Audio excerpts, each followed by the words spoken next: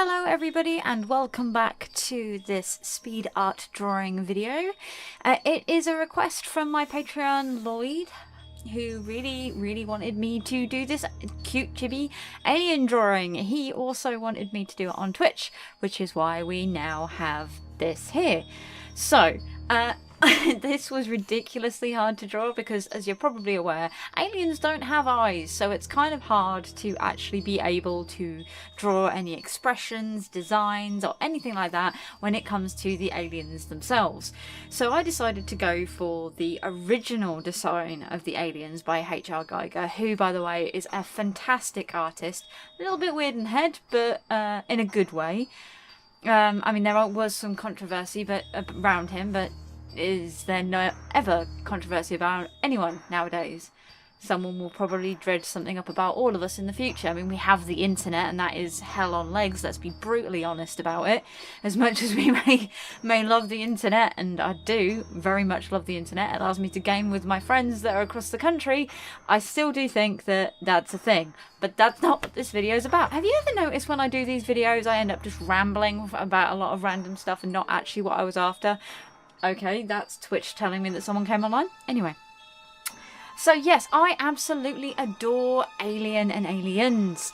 The first two films in the trilogy? Quadrilogy. I mean, yeah, most people would say just the trilogy, but you know what? I like all of them as much as the cheese they are. The only one that I'm kind of a little iffy on is Covenant, and to be honest, I still like it a lot better than most films, so yeah, come at me haters, I actually like that film. I don't like David, but then again, I suppose I'm not supposed to like David. So, spoiler alert, if you haven't watched Prometheus or Covenant, and if you haven't by now, well, I'm very sorry, and I think you should go and watch them. They are very fun. Good lord, Twitch is active this evening. So, Alien and Aliens are like my two favourite films. I watched them when I was very young. In fact, I was about 12, 13 when I first watched them. I had a best friend, and do you know what we used to do? We used to set up the front room so that it was our little spaceship pod. And every time Ripley's running around the spaceship, we had to get together snacks, food, drink. We had to get snuggly things to snuggle down in, like blankets, duvet, pillows, all that kind of thing. It was amazing. So much fun. But we had to do all that in the time it took her to get into the shuttle. And then what we'd managed to bring into our shuttle area was what we had to watch the rest of the films for the rest of the day with, because we were going to have a film or movie day. And I guarantee you that that was always the first film because it gave you prep time. And if you've never played a game like that, I highly recommend it. It is a hell of a laugh and a lot of fun. But of course, there's then Aliens, which is just, oh, everybody loves Aliens. Though, I don't know about you, I don't really consider Aliens to be a horror film per se. It has been pointed out to me several times it is essentially Vietnam in space, and I do agree with that analogy an awful lot. I absolutely love the influences that Halo took from this because of the dropship and the tank, the PC unit. I think I've got that right. It's been such a long time since I actually watched them. I need to sit down and watch them again. It's been so long. But I absolutely love the Necromorph.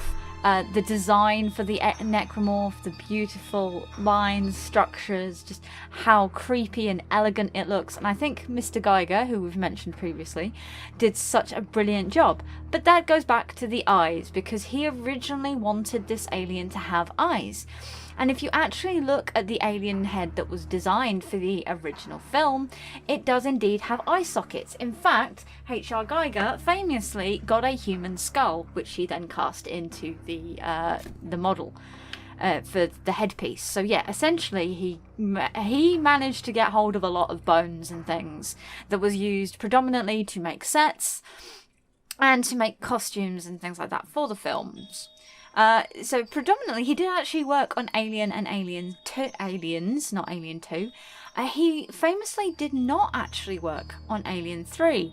So that little dog alien or ox alien that comes out of the chest of the ox, they aren't actually designed by H.R. Giger. That is someone who has taken similar designs to something that they think H.R. Giger would have drawn and turned it into a maquette.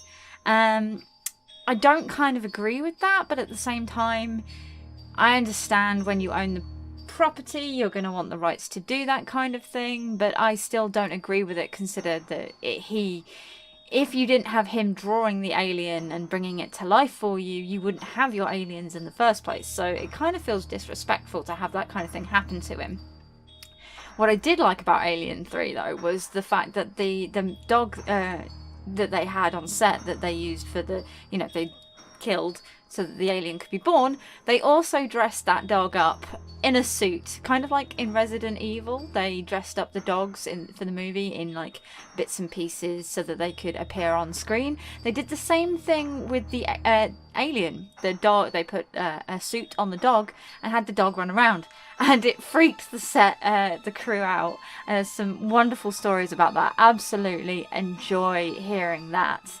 So if you can't guess, I absolutely adore aliens. The Alien Queen is possibly my favourite model of alien, and I did actually, when I was much younger, want the Alien Queen miniature that you could get at the time, but my parents were like, you're not supposed to be watching this kind of thing. Why do you want it? And now it's nigh on impossible to get unless you have millions of pounds. I'm lying, it's not millions, it's hundreds, but it's still more money than I've got to spend on plastic crack, as the joke goes.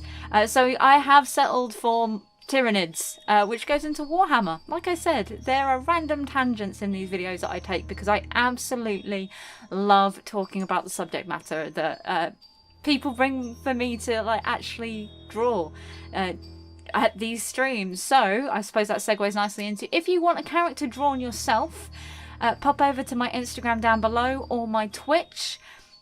There will be, on my Instagram, there is always a diagram showing what emotions are left and available to be drawn, and you just pick a character and let me know. If someone else has picked it, I will let you know and you can pick something else.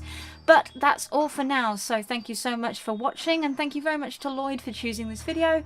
I do hope that everybody has fun, take care, and I will see you next time. Goodbye.